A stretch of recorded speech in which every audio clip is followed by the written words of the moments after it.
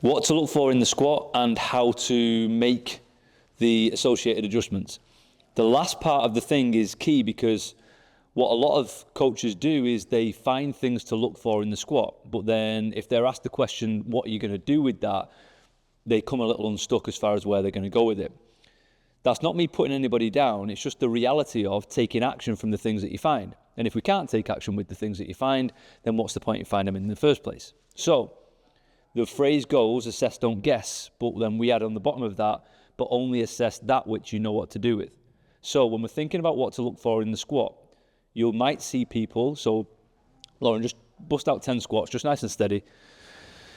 You might see people looking at what's going on at the feet, what's going on with the weight displacement through the feet, what's going on at the knees, what's going on at the hips, and we're looking at all the parts that are happening, okay?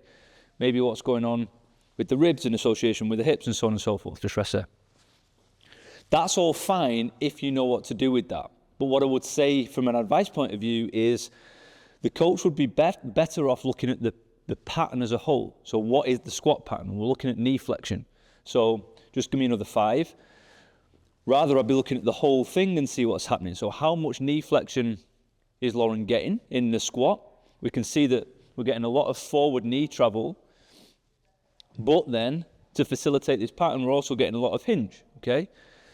So the aim of the game for the squat, for the pattern, would be vertical displacement of the hips, whereas what we're getting for Lauren here is some horizontal displacement in order to facilitate Lauren's pattern. So if we want to make this more of a squatty squat, we have to do some things, we have to add some constraints, which might be something as simple as placing a weight in a certain position. So this would act as a constraint.